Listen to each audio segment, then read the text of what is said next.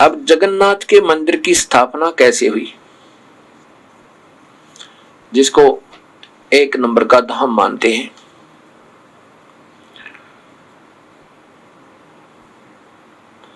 जगन्नाथ के मंदिर की स्थापना का विवरण है।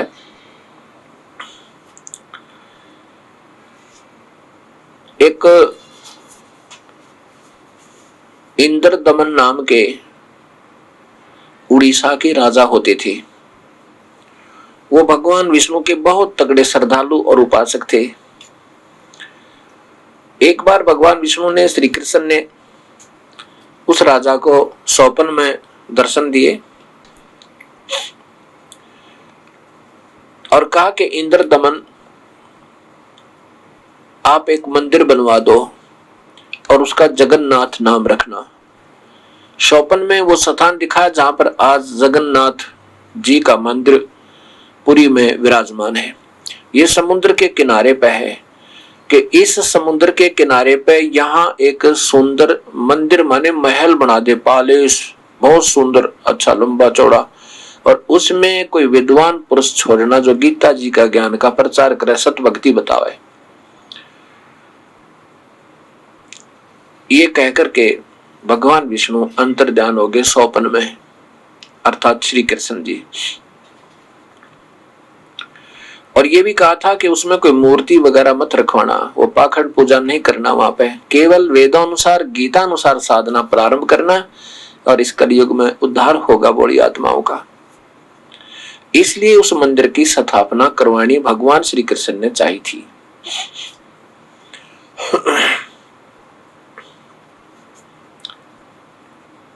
अब स्वप्न जब समाप्त हुआ, सुबह निंद्रा से इंद्रदमन जी उठे, तब उसने अपनी पत्नी से कहा कि आज स्वप्न में भगवान दिखाई दिए थे, भगवान श्री कृष्ण मुझे दिखाई दिए थे, और उन्होंने एक स्थान दिखाया समुद्र के किनारे।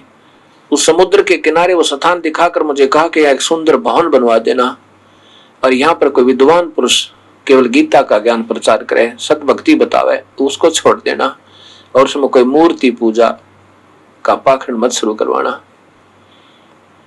और आज तक प्रमाण है जगन्नाथ जी के मंदिर में मूर्ति पूजा नहीं है। मूर्ति रखी जरूर है, और वो भी उनके न चाहते हुए रखना चाहा था, भगवान के आदेश के विरुद्ध रखना चाहा था, तो मूर्ति के हाथ नहीं बने थे, हाथ और पैर दोनों अधूरे रह गए थे। इंद्रदमन जी की पत्नी वो और भी श्रद्धालु थी, कहने लगी कि आपके तो भाग्य उदय हो गए, स्वयं प्रभु ने आके आपसे कहा है, इससे बढ़िया सुअवसर अपन को कब मिलेगा, और लगा दे भगवान के नाम पर जी खोल कर पैसा, कति दिल खोल कर खूब अच्छा सुंदर बनवाना महल, भगवान का मंदिर। मंदिर का अर्थ महल होता है, घर होता है, लंबा चौड़ा घर, जिसको अंग्रेजी में पैलेस कहते हैं। अब इंद्रदमन ने कारीगर बुलवाए, वो स्थान दिखाया और कंस्ट्रक्शन शुरू होगी, मंदिर बनाना प्रारंभ हुआ। मंदिर बन चुका, और वो मंदिर जब बन चुका तो कुछ दिन के बाद उसमें उस मूर्ति पूजा की तैयारी करनी थी। उससे पहले ही एक समुद्री तूफान उठा और उस मंदिर का नाम और निशान मिटा दिया। निशान भी नहीं रहा कि यहाँ पर कोई मंदिर कभी प्रारंभ हुआ था। अब राजा ने कुछ दिनों के बाद फिर बनवाया, वो फिर ऐसे ही साइक्लोन ने, समुद्री तूफान ने तोड़ दिया। तीसरी बार फिर बनाया। ऐसा सुना है कि पहले भी उनके इंद्रदमन के पूर्वजों ने बनाने की चेष्टा की थी, लेकिन वो भी ऐसे ही मंदिर ने तोड़ दिया था। तब उसको पता चला इंद्रदमन ने कि तेरे पूर्वजों ने भी कोशिश की थी और ये मंदिर नहीं बन पाया था। 6 बार 5 बार ऐसे इंद्रदमन के समय भी टूट गया। अब हताश होकर बैठ गया, अकीब ये मंदिर नहीं बन सकता, क्योंकि हमारे पूर्वजों से भी नहीं बन पा रहा था। काफी वर्षों से लग रहे थे, जब भी जैसे जिसको आदेश होता था प्रभु का, लेकिन ये मंदिर बन नहीं पा रहा था। तो जब उसको पता चला कि वास्तव में ये तो मंदिर को समुद्र नहीं बनने देता, हताश होकर के इंद्रदमन बैठ गया। वो कबीर परमेश्वर।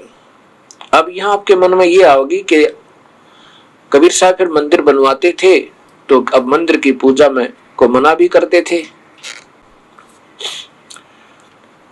कबीर साहब मंदिर नहीं बनवाते थे। काल ने जब कबीर साहब जोगजीत रूप में आए थे इस मृत लोक में, काल के लोक में, उसमें वचनबद्ध किया था कि हे प्रभु मेरा एक कार्य और करना। मेरा अंश अवतार श्री कृष्ण विष्णु एक मंदिर बनवाना चाहेगा, एक महल बनवाना चाहेगा समुद्र के किनारे, और समुद्र अपनी प्रतिष्ठा का बदला लेने के लिए, अपने अपमान का बदला लेने के लिए वो नहीं बनने देगा।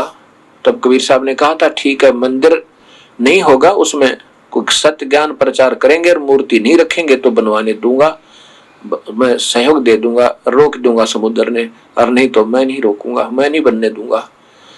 ऐसा ही कहा सतगुरु ने कि कबीर परमेश्वर ने कि इसमें मूर्ति मत रखना। तो ऐसे ही भगवान श्री कृष्ण ने इंद्र दमन को आदेश दिया था कि इसमें मूर्ति पूजा नहीं होनी चाहिए, केवल गीता जी का ज्ञान यानी सदग्रंथ का ज्ञान हो, कोई विद्वान पुरुष बिठाना। ऐसा ही हुआ था, ऐसा ही प्रारंभ, ऐसा प्रॉमिस यानी वायदा होने पर ये मंदिर बनवाना प्रारंभ हुआ था। तो कबीर साहब पहुंचे इंद्र दमन के पास एक वृद्ध रूप बना के, मतलब अलग से रूप बना के। इंद्र दमन से कहा कि इंद्र दमन अब तू मंदिर बनवा दे और इस मंदिर को मैं रोक दूंगा, ये समुद्र को मैं रोक दूंगा, ये मंदिर बन जाएगा। अब समुद्र नहीं तोड़ेगा इसको। इंद्र दमन कहने लगा महात्मा जी आपकी बात को मैं सिरोधार्य करता हूँ, आपका सत्कार करता हूँ, लेकिन मेरी समर्थता नहीं रही, मेरे पास वित्त भी नहीं रहा, और साथ में ये समुद्र नहीं बनने देगा मालिक। 6 बार मैं अपने हाथों इतना प्यार से बनवा चुका हूं, अब मेरा दिल नहीं मानता, अक्षमा करना, मैं अब मंदिर नहीं बनवाऊंगा। भगवान प्रभु कबीर परमेश्वर कहने लगे इंद्रदमन अगर तुम्हारी सलाह बने मंदिर बनवाने की तो मैं वहां मिलूंगा, अपना स्थान बता दिया, ऐसे उस स्थान पर मिलूंगा, मुझे पता दे देना, मैं आ जाऊंगा। स्वप्न में रात्रि के समय भगवान श्री कृष्ण फिर दर्शन देते हैं इंद्रदमन राजा को, उड़ीसा के राजा को, और कहा कि इंद्रदमन जो तेरे पास वो संत आया था, वो परमात्मा समझो, वो साधु जो तेरे पास महात्मा आए थे वो परमेश्वर है भाई, उनमें परम शक्ति है, वो जो चाहे सो कर सकते हैं, उनको ढूंढ के प्रार्थना कर लो, ये मंदिर बन जाएगा। अब इंद्रदमन जब सुबह उठा तो स्वप्न याद रहा, अपनी पत्नी से कहा कि भगवान फिर दिखाई दिए थे आज स्वप्न में, और कहा कि वो जो कल मेरे पास एक संत आया था और मैंने मना कर दिया था मालिक मैं नहीं बनवा सकता, उसी के बारे में प्रभु ने बताया है, भगवान श्री कृष्ण ने बताया है कि वो परम शक्ति युक्त है और उसको ढूंढ लिया, वो समुद्र रोक सकता है। अब इंद्रदमन कहने लगा कि समस्या एक और आ गई, भगतमती अपनी रानी को कहता कि रानी एक समस्या और आ गई मेरे ऊपर। रानी ने पूछा क्या आई, कि अब पैसा नहीं रहा खजाने में, काम चलाने के लिए राजकाज ही मुश्किल से चल पा रहा है, अब कैसे बनवाऊं, भगवान के आदेश को मैं रोक नहीं सकता और वित्त मेरे पास रहा नहीं। तब उसकी पत्नी ने कहा कि मेरे गहने ले जा, लेकिन यू काम अधूरा मत छोड़, जब भगवान आदेश हो गया। रानी ने अपने गहने दे दिए, 1 लाख 2 लाख 4 लाख के जिसे भी थे, उसमें ऐसी थोड़ी कीमत में सब कुछ बन जाता था। कुछ खजाने से पैसा लिया, रानी के गहने से बेचकर वो काम चलाया और वो मंदिर, फिर उसको इंद्रदमन गया उस संत के पास और कहा कि प्रभु आपके आदेश से ये मंदिर मैं फिर बनवाना चाहता हूँ, स्वप्न में भगवान श्री कृष्ण ने मुझे सब बता दिया, और हे दाता अब मंदिर को रोक देना, नहीं समुद्र को रोक देना दाता, ये मंदिर ना टूट जा। भगवान कबीर साहब ने कहा कि नहीं, अब ये समुद्र इस मंदिर को कभी नहीं तोड़ सकता, पर तुम इससे पहले काम करना, जिधर से ये समुद्र आता है ना तोड़ने के लिए, वहां